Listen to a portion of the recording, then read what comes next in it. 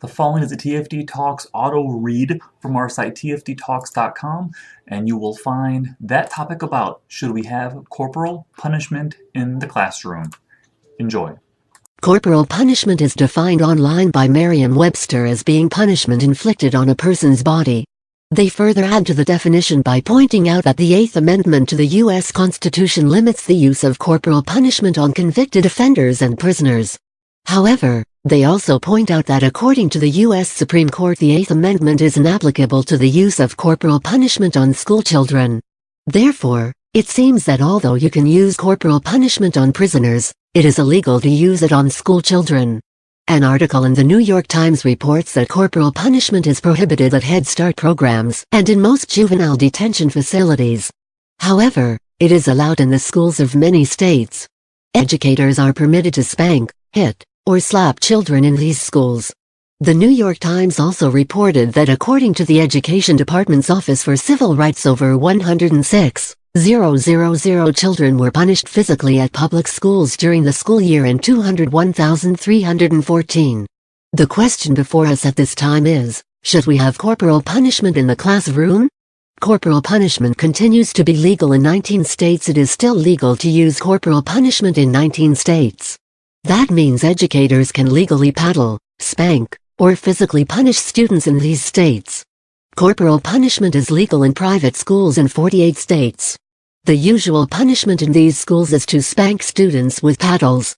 These paddles are several inches wide and as long as 2 feet. Corporal punishment in these states has continued to be legal for over 40 years. This is because the Supreme Court ruled in 1977 that corporal punishment was constitutional in Ingraham v. Wright. The result of this ruling was to allow each state to make its own rules. However, the use of corporal punishment is nearly extinct even in the 19 states that still allow it.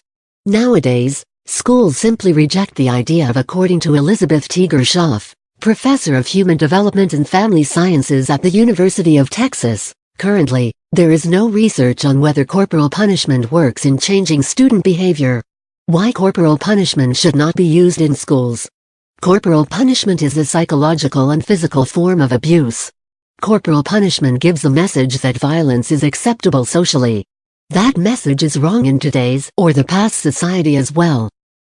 It has been found that the students of schools who use corporal punishment are more orderly or disciplined than those at schools who don't use corporal punishment.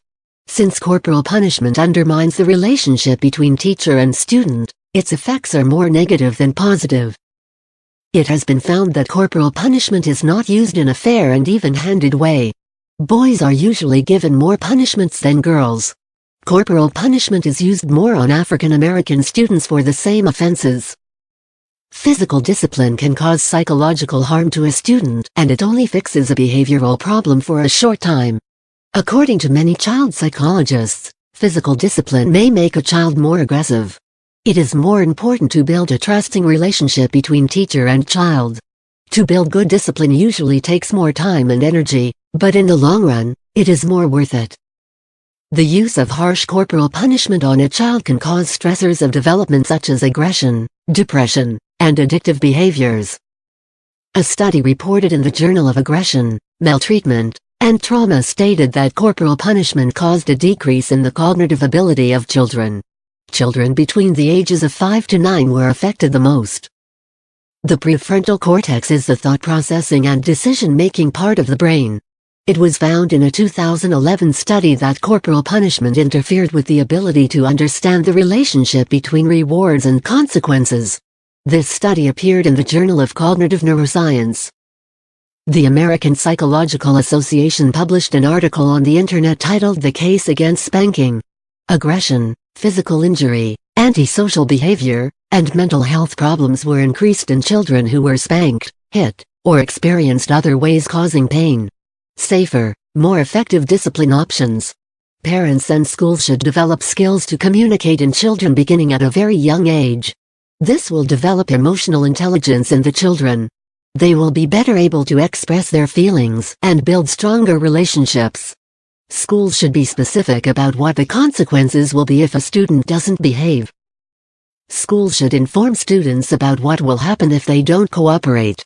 Perhaps, They will lose recess time or some other privilege. Sometimes a timeout that separates a child from the unacceptable behavior works best. This will give the child time to cool off. You should let the children know what behavior will result in a timeout in advance. The place for the timeout should be consistent and boring. When the child gets a timeout, the teacher should explain the reason and how their behavior made you feel. A teacher can take away privileges to get students to behave. One method might be to give the class as a whole points for good behavior. When a previous number of points agreed upon is met, the class as a whole could be given a special event. The teacher could reward the class with an ice cream or pizza party. Try a warning system. The teacher could use 3x5 cards to quietly warn a student he or she isn't behaving properly. A white 3x5 card could be the first warning. A blue card might be to stay after class or school to discuss poor behavior. A red card might mean the teacher is going to call home about your behavior. Conclusion. I am a teacher with 25 years experience teaching middle school students. Not once in the 25 years did I feel corporal punishment was necessary. Corporal punishment is always wrong. Respect is earned by every teacher by example. Students need your understanding. All too often a student is misunderstood.